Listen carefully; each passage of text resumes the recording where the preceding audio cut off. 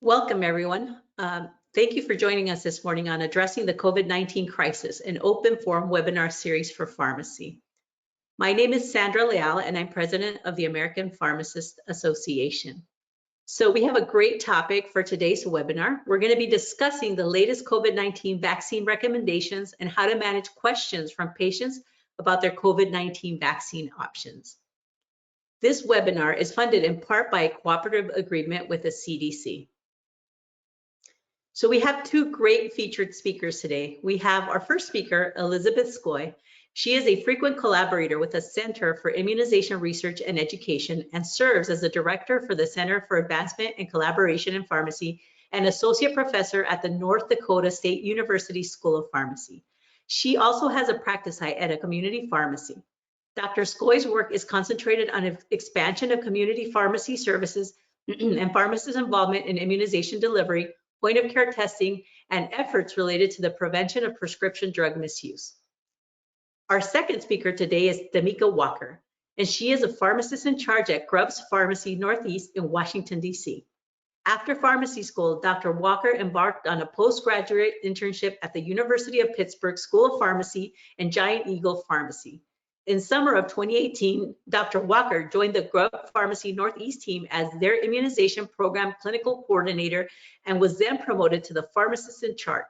She also serves as the chair of Immunize DC Coalition.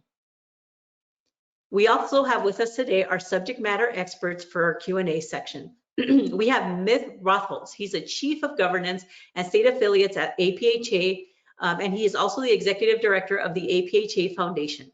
Mitch brings a long history at APhA as our in-house vaccine expert. We also have with us today Dan Slott. He's the SVP for Education and Business Development at APhA, and he brings 10 years of experience at NIH as an oncology infectious disease specialist. And we also have with us Elisa Bernstein. She's the SVP for Pharmacy Practice and Government Affairs at APhA and brings 30 years of experience at the FDA. So we will go ahead and review a disclosure slide here just for a few minutes, or a few seconds, I should say. And then we have the learning objectives for today's session. Give you a few minutes for that. So we do have CE today, so we will conduct some pre-assessment questions, and here are the questions. Question number one is, which manufacturer has begun to distribute a new adult vaccine product that does not require dilution?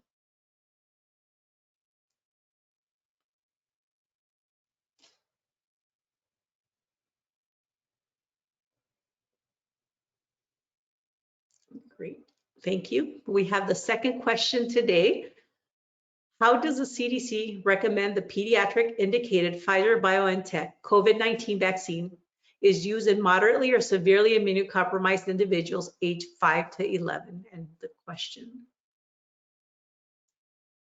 There you go.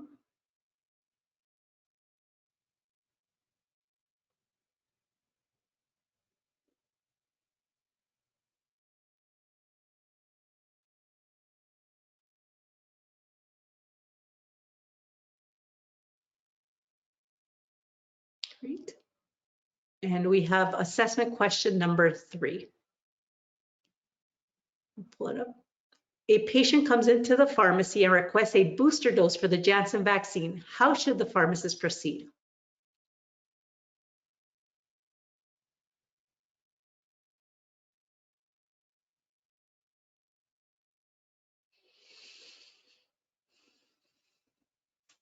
All right, so here's a format for today's webinar. We've had the introductions. We're going to have the interview with Elizabeth and Damika, and then we will do an open forum, a minute for your questions and thoughts. And then we will wrap up and review APHA's ongoing activities and what's coming up. And we have the open forum ground rules. Just make sure that you use a question field in the GoToWebinar toolbar. Please, as you're hearing anything that might trigger a question or comment, feel free to add it to the toolbar there.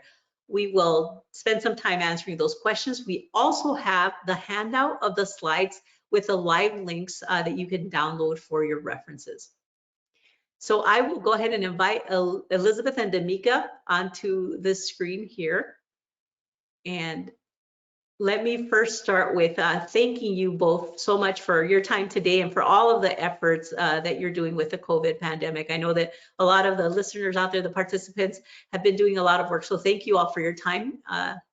And let's go ahead and get started. So I'm going to start with you, Damika, and I'm going to ask you, can you provide a brief overview of your practice and just some of the work that you're doing with the COVID-19 vaccines? Sure, absolutely. So thank you for having me today. So again, I am the pharmacist in charge at an independent pharmacy in Washington, D.C. Grubbs is actually the oldest community pharmacy, so we've been around since 1867. So have a little bit of a history in the neighborhood. So it's amazing to be a part of that practice. When I first came on board, I came on as an immunization program clinical coordinator, and the vision for the owner of the pharmacy, who was also a pharmacist at that time, Dr. Kim, he really wanted to expand our vaccination services. And so my goal was to figure out how can we vaccinate more people in our community, including pediatric patients. And so that was my primary focus, my primary goal was to really expand those services, let the community know that pharmacists can do more than just flu vaccines. So basically when COVID hit, we were already prepared and we already had that relationship and that face in our community to know that we were a place where people can come to get vaccinated. So not only do we do COVID vaccines, we also do COVID testing. So we started testing from the beginning.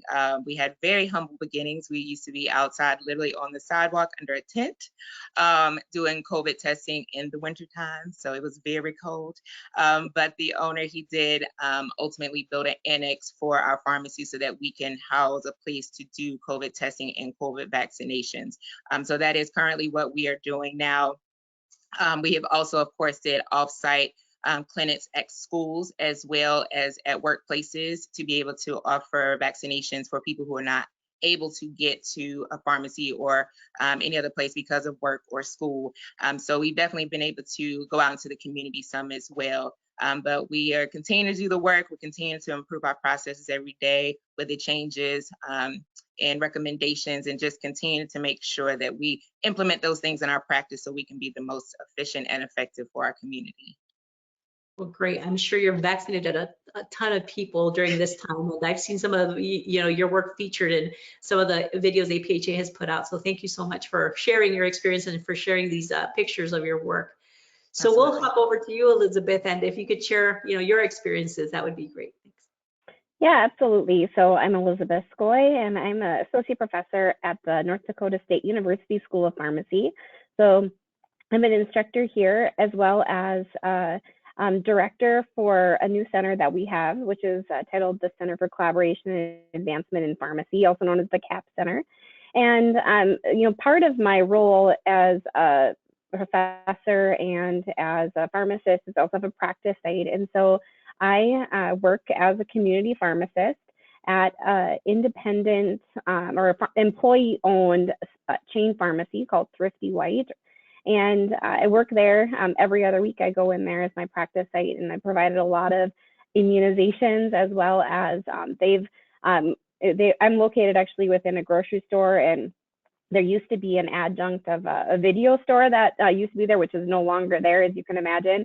And so they took that space and they completely redid it into just a vaccine hub during the pandemic. And then also, as part of my work at the university, I collaborate a lot with the Center for Immunization Research and Education. And that's a center that's housed within our Department of Public Health here at NDSU. And one of the things that we're doing that I think is unique is that we're providing on-site visits to every pharmacy across our state. And North Dakota is a kind of a decently sized state, as well as a rural state.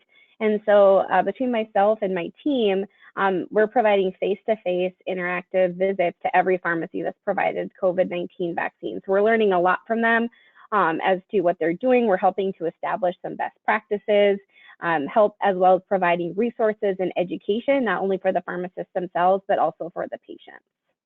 Oh, well, that's incredible. Thank you. And I love the, public health focus that you mentioned.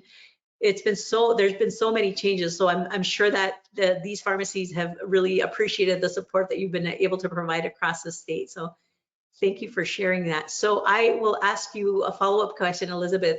Since our last webinar, there have been a lot of changes with the COVID-19 vaccine recommendations. Can you provide a brief overview of those recent changes? Yes, absolutely. And you can notice the slide here kind of has a nice highlight of those. But for the first thing is that we now have a booster recommendations for that adolescent age range. So those 12 to 17-year-olds can now receive their Pfizer booster, and that's at 5 minutes after their initial series has been completed. So that's at 5 minutes, or five months, not 5 minutes. Sorry about that, 5 months.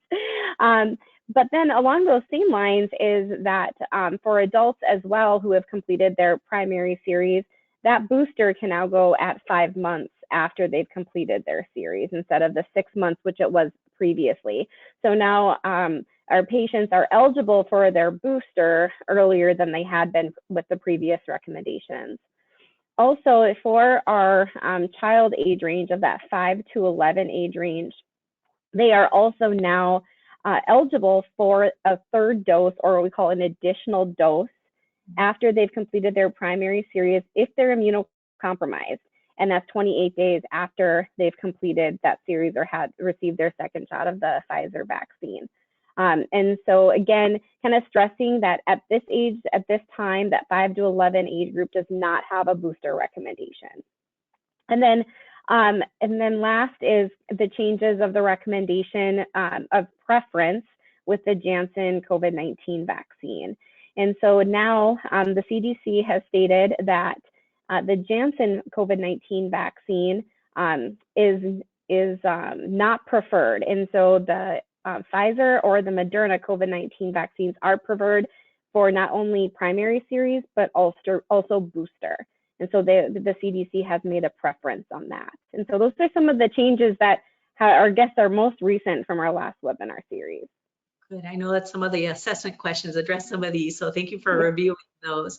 And I'm going to go back to you, Damika, and just ask you the question: has the shift in the timing for booster doses following the primary series with the mRNA have had any impact on the requests or the concerns that you're seeing from the patients that are walking in to your pharmacy?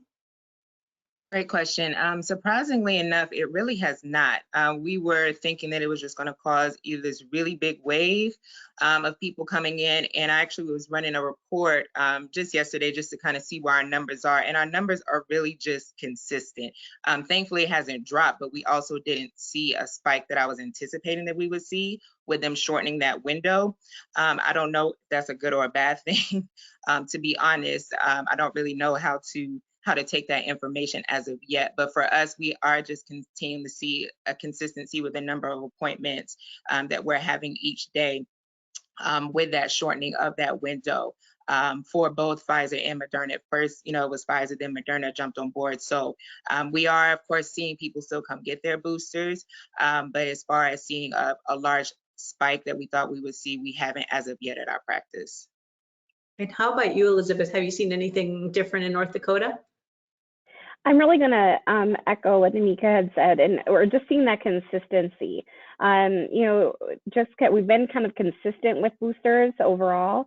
There's some rumblings a little bit of talking with some of the patients that they're coming in maybe a little bit more urgency with some of the information that's been shared with Omicron, and I know we're going to get to that later.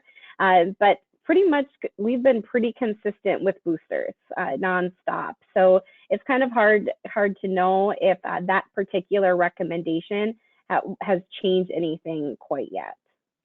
And just a follow-up question for you. Have you seen this with individuals 12 and older regarding the booster? Any changes with that population? And I'll go back to you, Elizabeth, and then come back to you, Damika. Yeah, I think the same there too. For that adolescent, if you look at the number of the percentage of individuals that have been vaccinated with their entire series of adults, right? That's the highest, and then we go down to that adolescent age range. And so for those with the adolescents that are coming in for their boosters, it's kind of matching right now for those that had already received their full dose series, right? So those that had already came in and completed their series, they're those individuals where their parents are having them come back in for that booster. And how about you, Damika? Are you seeing the same kind of trend in your area? Yep, same thing. I can't even say anything different. It's pretty much exactly what Elizabeth was saying. Is you are just seeing those repeat patients come back in that completed their first series. Great. Oh, well, it's good to see consistency there. Well, thank you. And let's talk a little bit about Janssen, because I know that had a special, attention to that one. So I'll start with you, Damika, on this one. The Janssen vaccine is no longer preferred by the CDC as a booster. How do you respond to patients when they ask you which booster they should receive? Absolutely. So just a little bit of information, I guess, of kind of how we do our appointments. So everything is appointment based, and when they make their appointments, they select which vaccine that they are requesting for the day. So we pretty much know who is coming in for which vaccine. So when we do see patients that are coming in requesting a Janssen booster shot, specifically a booster shot, we do ask them, why they would like to, and also ask them if they know that they have the option. Some just don't know that they have the option to switch. And so, of course, we do give them the education that, the CDC does recommend preferably one of the mRNA vaccinations over the Janssen, just to be able to really boost their immune response and, have more efficacious effect with it, basically. So just providing that information, some like, oh, I didn't know. And some will ask, well, what do you recommend? And then of course I give my recommendation. I have had patients that are fine with switching. I have other patients, however, that are like, no, I want Janssen. I had Janssen on the first one. I know what I'm gonna get. I know how it responded. And so I'm gonna stick with it. And so, of course, in those cases, I don't push it anymore, because the important thing is that they are there getting boosted in the first place, or vaccinated. But for us, like I said, whenever I do see that on the calendar, that's a red flag for me, because usually it's just based off of they don't know that they have options. So again, my whole thing is just providing people with information, providing them with options for them to make the best decision for themselves. Of course, telling them, the risks that can be associated with it, asking questions, just to kind of understand their reasoning. But again, if they are adamant about it, because some are, then, I stick with it and just make sure that they leave with a vaccination.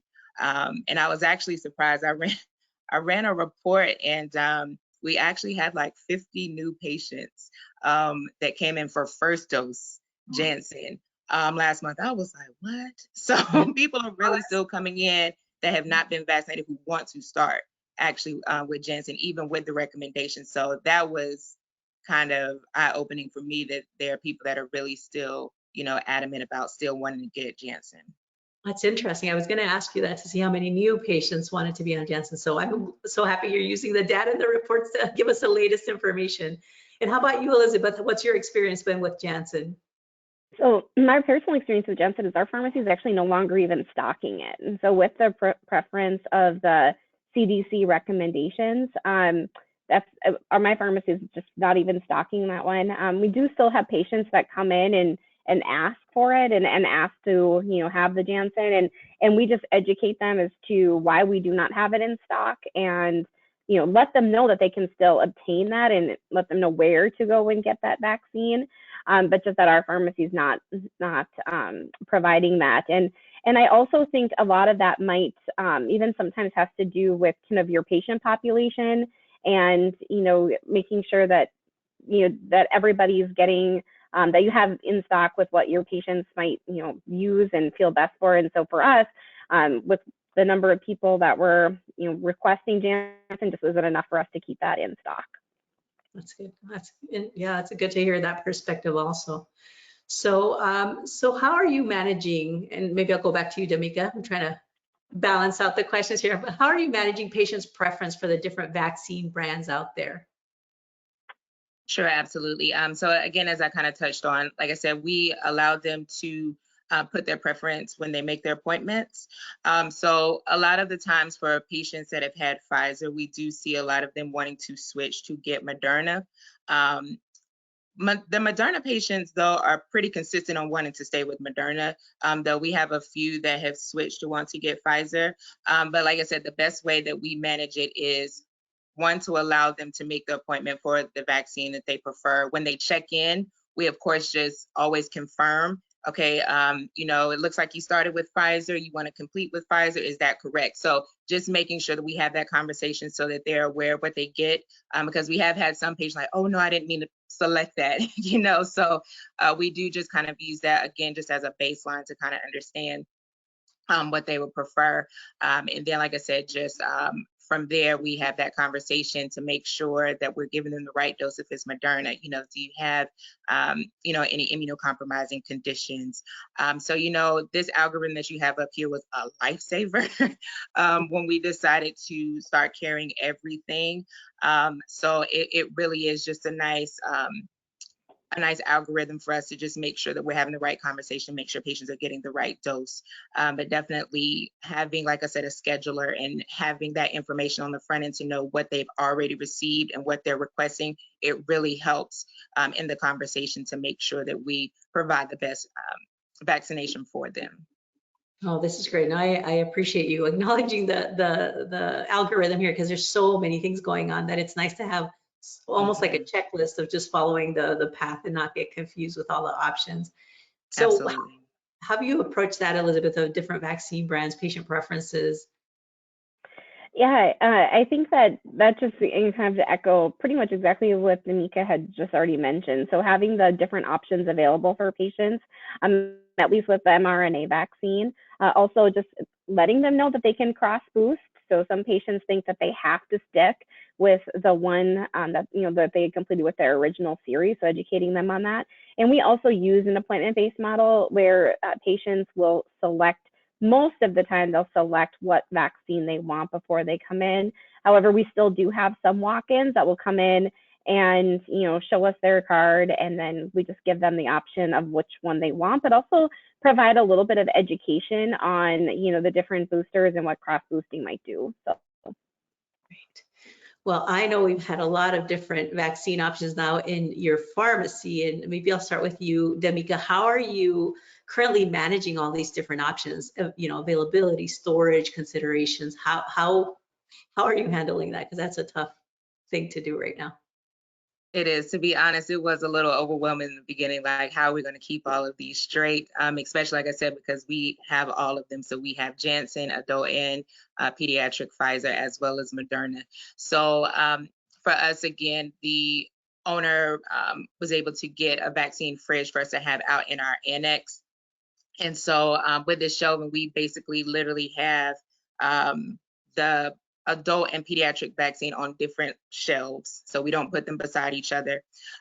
We also have baskets that have the vaccine in them, and so when we pre-fill any of the syringes, we put them in a bag, like a Ziploc bag, literally, with the vial inside there, so it's no confusion of what's going on. So everything has its own little home. All the bins are labeled, and so again, obviously, like I said, once we are verifying with the patients the vaccine that they're getting, that is when we then grab the vaccine, because some people, they'll have all the vaccine out, or it just gets very confusing very quick. So everything has its own little home. We usually have a pharmacist come about 30 minutes before our shift to go ahead and start pre-filling the vaccination based off of the appointments for that morning shift, so that again we can gauge based on the appointments and the vaccine that we have to make sure that everything makes sense and is being allocated the way that it should be. But yeah, that's the main thing for us. Label everything. It doesn't have to be all pristine and pretty, but it needs to be labeled. So I always tell my colleagues as well as students, and we have names on everything, times on everything when you pierce the vial, when it expires. So just really making sure you're being very diligent about labeling everything, I feel is the best way to minimize on giving the wrong vaccine or the wrong dose for your patients. Oh, no, great recommendations. No, I appreciate you sharing your experience and what you're doing. And Elizabeth, you mentioned you went out to a bunch of different pharmacies across the state. So what are you seeing in these different pharmacies that are working? And same thing, like what are you seeing to avoid these potential mix-ups? Sure. So one thing that we've seen is we've seen where pharmacies will sometimes offer only one vaccine on a certain day. And so, for instance, they'll do Pfizer for adults and adolescents on one day and booster, but then another day they'll do Moderna booster, and then they'll do pediatric. I mean, so they'll only do certain vaccines on certain days, and so they know. And sometimes that can be challenging because they might have a patient call or walk in that wants something different. But for some of the sites, they might accommodate that, but others are pretty strict on it. They'll say, well, can you come back Tuesday or whatever the next day might be. So that's one way to do that. And that sometimes helps with staffing and things like that too, if that just works better for you. And then some of the other ideas, I'll just echo what D'Amica just mentioned, just labeling the baskets and even just, labeling the basket with Moderna, but when that's labeled, it's like a red construction paper laminated, so it matches the vial cap. So that's another way to match, to make sure that the right vaccine is in the right basket with the vial in there. And then again, I think pharmacy, we're pretty used to checking, right? And so, every step that's being checked from the fill stage, comparing to what the patient wants, to what's in the syringe, and then to the actual patient delivery stage. So every time I'm delivering a vaccine, I say, you are here for your Moderna booster, correct? And I even look at their card because, I fill that out and double check they're for the booster. And I look and make sure that it's 0.25 milliliters, so every time just, double, triple checking to make sure that what the patient needs is getting delivered to the patient. I love that. That's like a little timeout and then just make sure everybody confirms. So I like that strategy. And it was great to hear about the strategies to vaccinate with one, vaccine that day. Interesting. I hadn't heard that one before, but I totally get why that makes sense.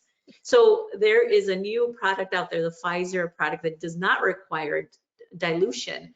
Are you all planning to use this? Are you preparing for that? What is your take on that? And maybe I'll go back to you, D'Amica, to start. Sure, yes, we are preparing to use that as well. The goal is definitely to use up what we have first so there's not confusion. I do not foresee us administering both the gray and purple top. I think that's where you could potentially open up for errors, especially seeing as how the gray top does not require dilution. So in saying that, we do plan to carry it, but of course we do plan to make sure that we use up the supply that we have right now of the current one. Also, we haven't been able to actually get it in stock yet. We have placed an order. So, when we do get it, we will kind of put it to the side until we do finish up with what we have. Perfect. And how about you, Elizabeth? Are you planning on using it? Yeah, that same thing. And I think one of the potential benefits, and obviously we have dilution, as a benefit, that's one less step, but also even just the refrigeration time for that, for the, for the 10 weeks, obviously that's one thing, and not the frozen component. So that's one thing just to consider. I think, and I'm just going to echo everything that D'Amica said again. You'll see, and that's nice to know that we're completely different sides of the country and we're doing things similarly. But also, I think just stressing the education for the pharmacy and the staff at the pharmacy. And so just that the education piece, we're so busy. We have so much going on and we have so many responsibilities right now, and we're kind of at our other cliff, right? But just stopping, and you had mentioned, Sandra, earlier, that timeout, taking that time out and making sure everyone is educated that this is what we're doing now. This is the changes that's being put into place. And so everyone's just on that same page to reduce errors. So just taking that time to educate and never assuming that everyone knows the change that's been put into effect. No, that's great. Well, thank you. So we'll talk a little bit about vaccine for kids, D'Amica. And I just wanted to see what kind of techniques or approaches you can recommend when you're working with kids 5 to 11 and then the 12 to 18 population. Like, what common questions, concerns are you receiving from the parents? And then what recommendations you have for pharmacists? Sure. So as far as being able to vaccinate the pediatric patients as well as adolescents, again, for us, like I said, we had been doing it before the pandemic, so we were a little bit more comfortable with that. For me, I always say engage the child. Sometimes when children act up is because their parents are kind of like, oh, they're always nervous, you know, and they're kind of putting these thoughts in the child's head, and then the child just starts acting up. So usually whenever our pediatric patients come in, I always engage the child. I'm talking to the child. I'm asking the child, do you know why you're here today? So you come in here to get your, you know, your COVID vaccine. So we're going to play a game. And so with the kids, as soon as you say game, it kind of helps lighten the mood. We have what's called the lollipop challenge. So the owner, one of the co-owners, she bought Chupa Chups. If anybody knows about Chupa Chups, it's like a padlock on the candy to try to get the wrappers off. It's really hard to get off. And so what we do, we give the child a lollipop. And so I'll tell them, you know, I'm going to give you a lollipop. And here's the thing, if you can open this lollipop before I finish giving you your shot, I'm gonna give you another lollipop. But if I win, I get bragging rights. And so they're like, what? You know, so because kids don't like to lose, right? Kids are just competitive. And so they're so focused on trying to open up this lollipop that they're not even worried about what I'm doing. And so it allows them just to divert their attention elsewhere. It keeps the parents calm because they're like, oh, that was so easy. And so then the kid gets excited. Usually, of course, I'll give them another lollipop anyway, just for, you know, just for good measure. But it is just a way to keep the children engaged so that you're able to do it without having to spend so much time of trying to coax them into why it won't hurt and things like that. I stay away from those things of, oh, it won't hurt, or oh, it feels like this. And I just focus on, this is a game. You're here to get candy. And it usually works really well, to the point that we've had other kids come back and they're like, I heard about the lollipop challenge. And so, you know, the kids go tell their little friends, or they have siblings, or the siblings come back. And so it kind of became a thing, you know, that they just want to come for the lollipop challenge, as opposed to I have to come and get a shot. So my advice would be really just to make it fun and engaging as best you can for the children, and really just engage them and work with them, because it also helps them to understand that shots are not a bad thing. You know what I mean? They're not a scary thing. They don't have to be a scary thing. So it just helps. Even we have other, they'll come back and get their flu shot or things like that. So it really just helps to change their mindset around getting shots and why it's this big scary thing to, when I get shots, I get lollipops. So, oh, that's great. I'm glad you're doing that. And what a great way to distract and to get them motivated on something. And the fact that people are sharing that you know, that word of mouth goes a long way. So we'll have to have that video of you with this lollipop challenge shared with the group in, you know, APhA. I'm sure we'll get that out just to show an example. But thank you for what you're doing with that.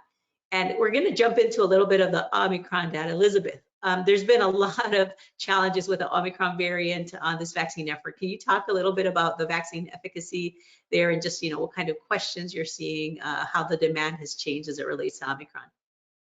Yeah, absolutely. And so you can see the graph here, and we don't have a lot of data yet in the United States, but we do have some data from the UK. And so, you know, from where, you know, Omicron had originated and kind of has spread through globally and now has come to the United States. So we do see a little bit of what we can expect for vaccine efficacy from countries that had the wave of Omicron before it had come to the United States. And one of those is the United Kingdom. And so this graph kind of just shows the vaccine efficacy overall. Now, as a note, the study for this particular study looked at the Pfizer vaccine, mRNA vaccine, the Moderna mRNA vaccine, and then AstraZeneca. They have an AstraZeneca vaccine that's approved in the United Kingdom, and all of those are the two-dose series. And so you could see that if somebody had just started their series and come in contact with the Omicron variant, there was about a 52% efficacy of the vaccine, which is still pretty good. That's about half protected. But once they completed their second dose series, that jumped up to 72%, which tells us that, you know, the vaccine still has relatively very good efficacy against the variant. However, what we see is that 25 weeks post after their second dose, that did drop back down to that 52%, which is thus why it is so important for us to get those boosters out. And you'll see that when you give, at least what they have found is that when you've given the booster vaccine 2 weeks post a booster, then that efficacy against Omicron jumps up to 88% again. And so, you know, we can just learn from our partner countries is that boosters is incredibly important, and we need to be talking to our patients about those and educating and pushing for those boosters. Very good. Well, no, I appreciate that. I know we have a lot of questions coming up, so we've, had some great information that you shared. So we're going to jump over to the questions because we've got so many coming in, and I want to make sure we leave enough time for that. So let's just make sure we have a review of the ground rules here. If you have any other questions, feedback, or comments, please add them to the panel.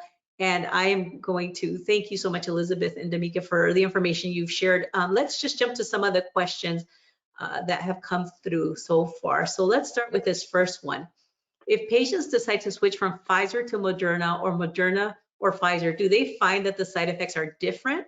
For instance, if they experience fevers, chills with Moderna, do they have similar reactions from the Pfizer booster that you are hearing patients report? And I'll go to you, Damika, first to start.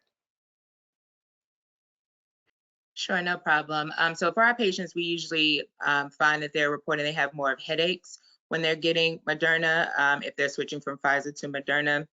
Like I said, for our Moderna patients, I haven't had too many that switched to Pfizer that said it was anything out of the ordinary, but I have had some of the patients say that when they switched over to Moderna, they did have a little bit more of a headache associated with that dose. How about you, Elizabeth? Are you seeing reports similar?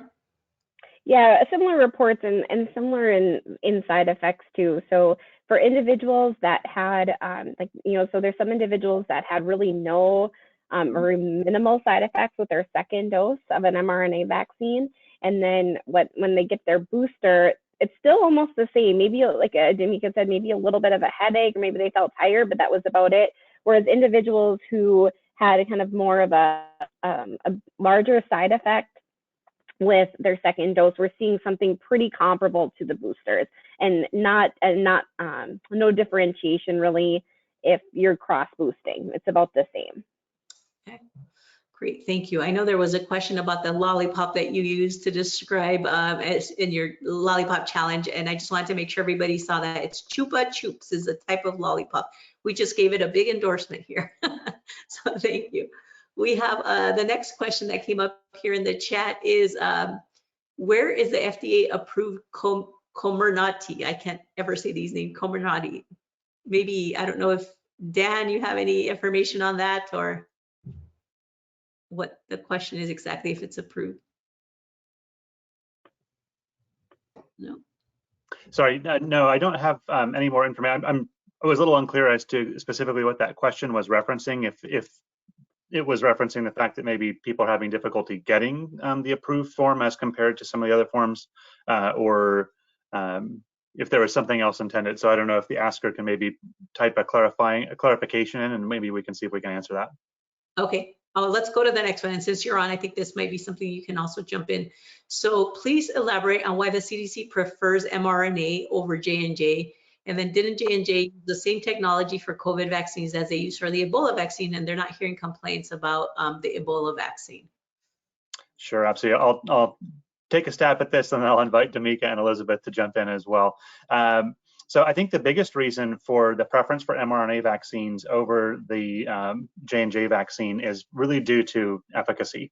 We see really much more significant efficacy in terms of generating antibody responses, as well as prevention of infections, and then as well as some differences in hospitalization rates amongst the vaccines. They're all good. So any vaccine is better than no vaccine. Any booster is better than no booster. So just to make that clear, to echo what Damika and Elizabeth said earlier. So it's not that they're bad by any means. It's just that there's a significant difference in efficacy. And I think that's really where that data is coming from. Damika, Elizabeth, anything else to add to that? No, I think just with side effects too, there was not only efficacy, but there were some concerns of side effect with the Janssen. So again, just educating your patients if they do choose the Janssen vaccine is to the side effects with the blood clots and things like that. So they're aware of that. Great. And then we had a question, is it related to, let me see. I'm getting more questions. Let's changing my view here. So a question here, who handles the paperwork for these vaccines? Do you have a dedicated technician? Has either presenter had to report a side effect to VAERS? And who puts, sorry, the The questions bump me when I'm reading it. And who puts the details into the FDA database? So maybe I'll start with you, Elizabeth, and then jump over to you, Damika. Yeah, so it's really whoever receives that complaint, right? And so if there's we always tell our patients when they leave the pharmacy that any sort of side effect whatsoever that they need to call us. And so if they have any concerns whatsoever, just to call. Also, we do provide them the QR code with the VSafe tracking for patients to be able to track how they're feeling with the COVID-19 vaccine ongoing. So that's another thing that we do. But as for actually the data input into theirs, we don't have a designated person that does that. So really, if the pharmacist receives that phone call, and typically if somebody calls and they have a question on a vaccine or a side effect, that's going to be routed to the pharmacist. And so the pharmacist receives that, and then that's their responsibility to report that. Great. How does that work for you, Damika? Is that a similar process? Got it, yes.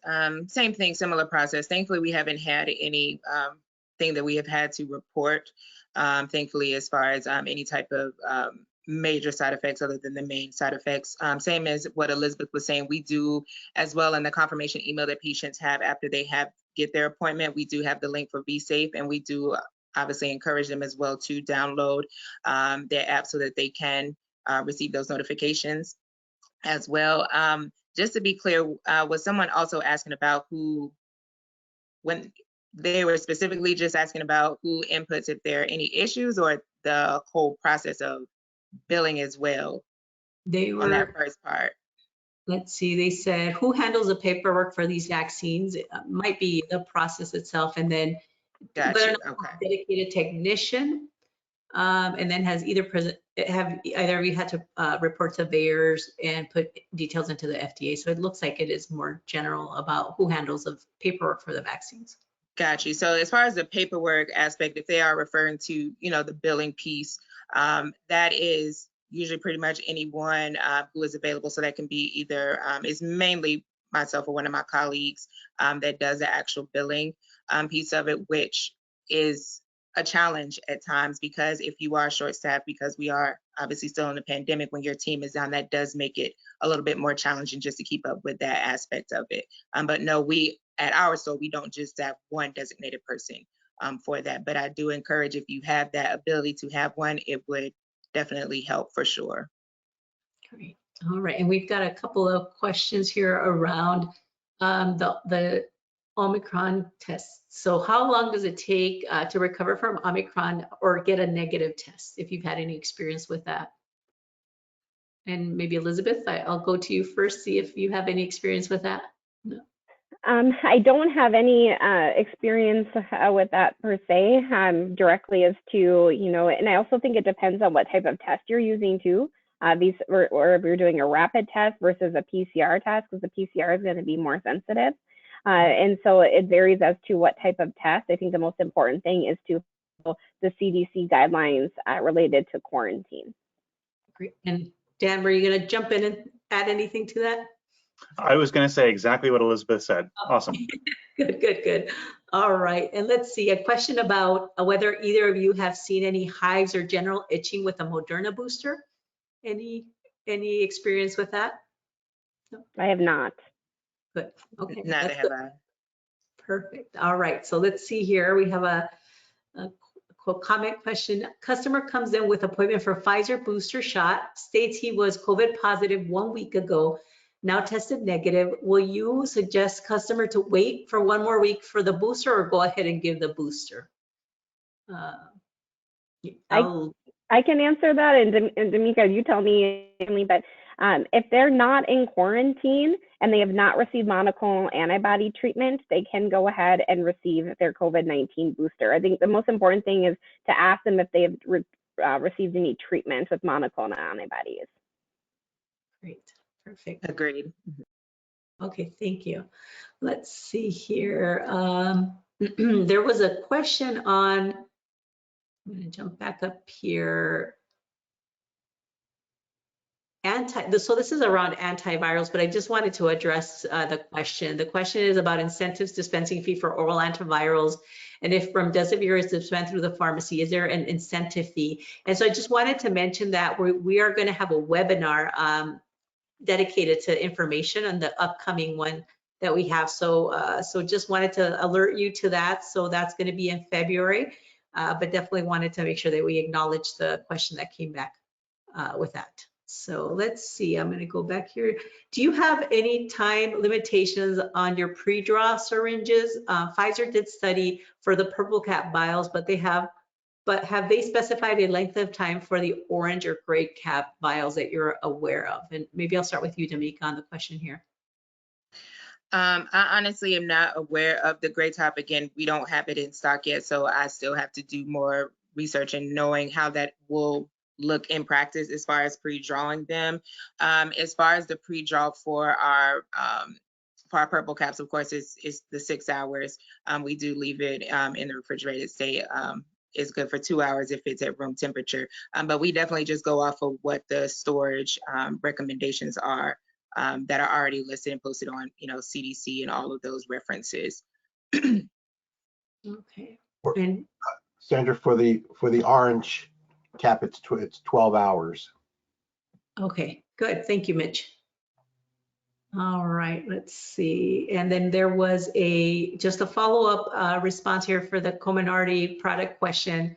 And Comirnaty is the FDA-approved Pfizer COVID vaccine.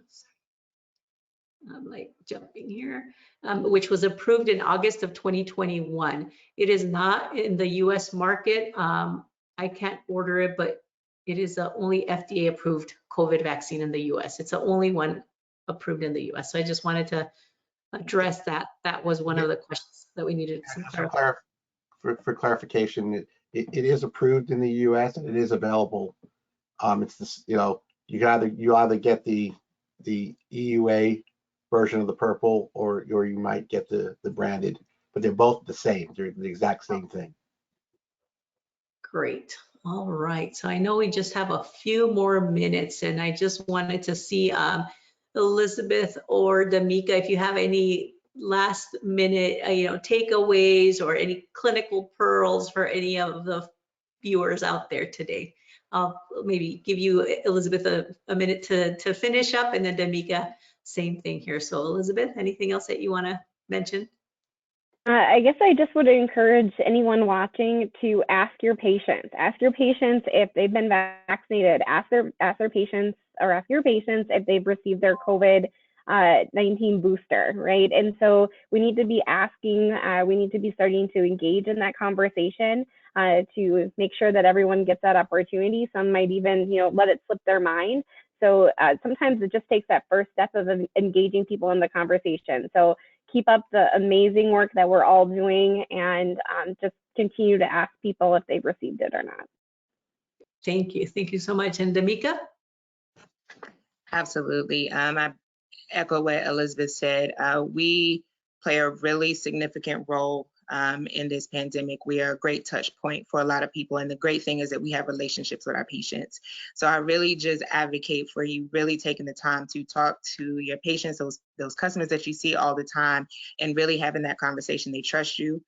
They trust us. And they are going to listen to what we have to say, but we have to make sure we're doing our part. I know we're tired.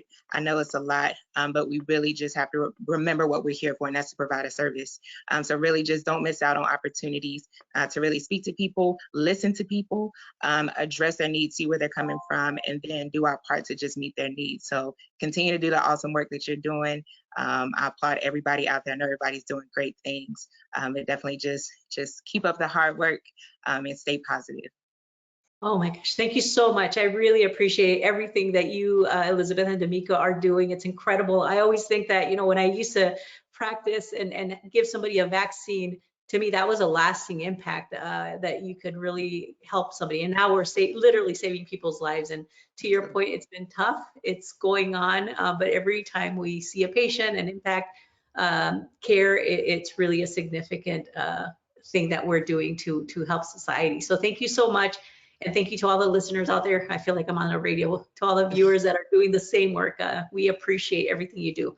And just to say, yesterday was National Pharmacists Day, so hopefully you had an opportunity to celebrate you for all the work that you're doing. So thank you again. What we're going to do now is we're going to review what APhA is doing and what's going on. So I'm going to invite Eliza Bernstein to join us and go ahead and start there. Thank you. Yeah, thank you so much. And thank you for all that you were doing. That was really, really interesting. So I'm going to give you a very brief update of some things that have been happening since the last time we had a webinar. So in late December, you all are probably very familiar that FDA issued an EUA for 2 COVID-19 oral antivirals, Pfizer's Paxlovid and Merck's Molnupiravir.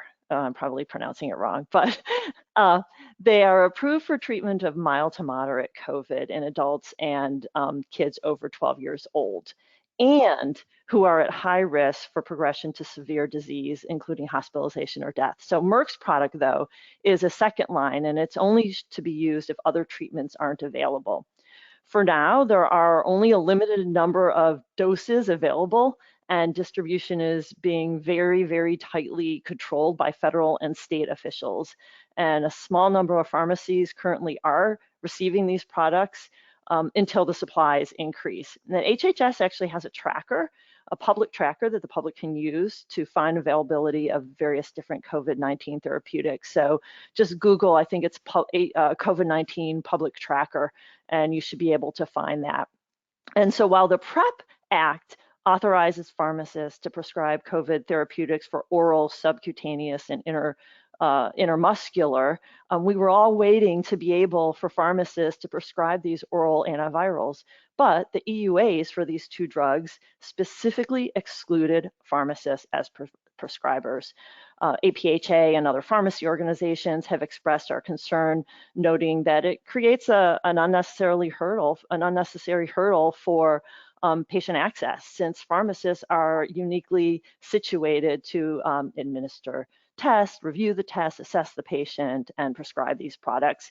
So APhA is working with FDA to better understand their concerns and identify a path forward. So for those pharmacists who want to be prescribers for COVID-19 oral antivirals, so they can do that. So stay tuned, more to come on that. A couple of things that we want to point out in the next 2 slides. So for the Pfizer Paxlovid product, and this is really important because pharmacists are going to have to do some work here when they're dispensing it to patients with moderate renal impairment. So the typical dose is 3 tablets twice a day for 5 days. If the in moderate renal function for between 30 and 60 for a GFR, it's actually only 2 tablets, 1 tablet of nirmatrelvir. I'm, again, bad pharmacist. I can't pronounce it. So the pharmacist actually has to push out the morning and afternoon one of those tablets, and then going on the next slide, then they give you a sticker that you have to put over those empty places. So it's some work for pharmacists to do here. And so as we're looking at about our dispensing fee reimbursement rate, that's something that we're looking at. Let's go to the next slide. For both of these products, our education department has put together some really fascinating, really, really good, helpful programs. And you can go to these, go to our website and get access. So one on each of the products. And on the next slide,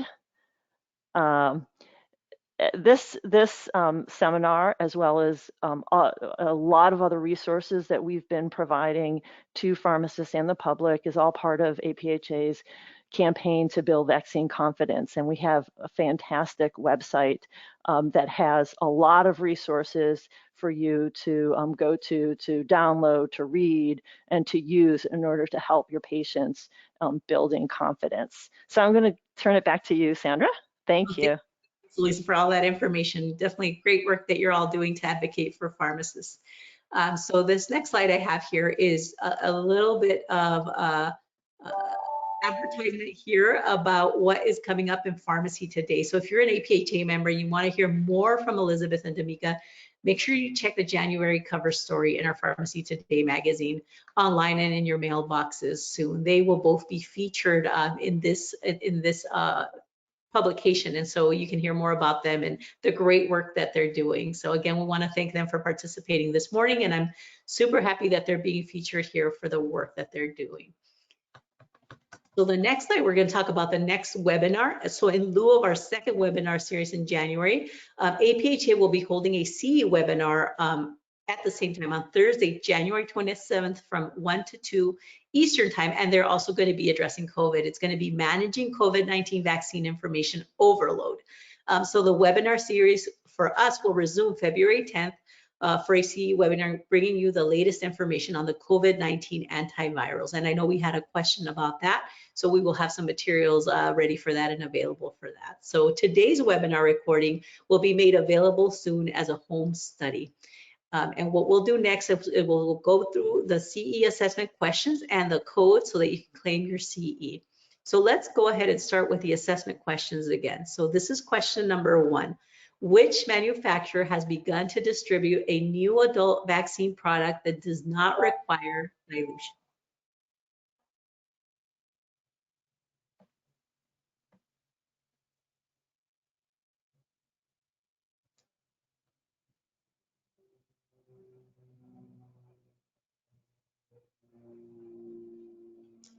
All right, and the right answer is Pfizer, and we have a pretty good consensus on that one. Let's go to the next question here. All right, so the next question is, how does the CDC recommend the pediatric indicated Pfizer vaccine be used in moderately to severe immunocompromised individuals 5 to 11 years of age?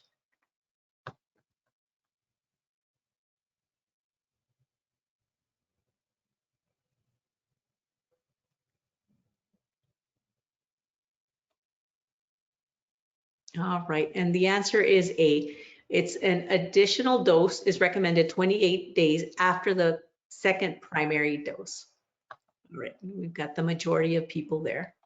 And the last question for today is this. A patient comes into the pharmacy and requests a booster dose of Janssen COVID-19 vaccine. How should the pharmacist proceed?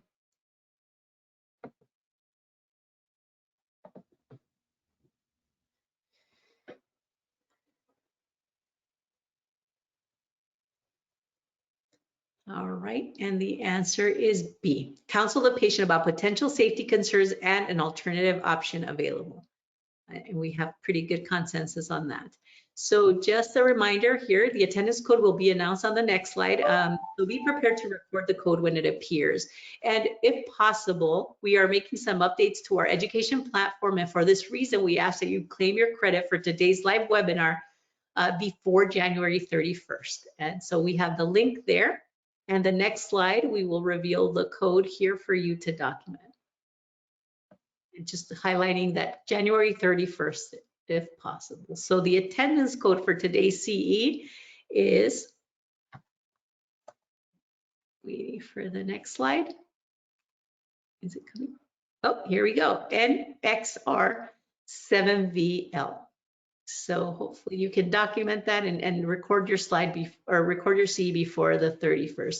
And so today I want to thank you for participating in this great webinar. We appreciate your time and we look forward to having you participate in the next webinar on the 27th and the one in February also.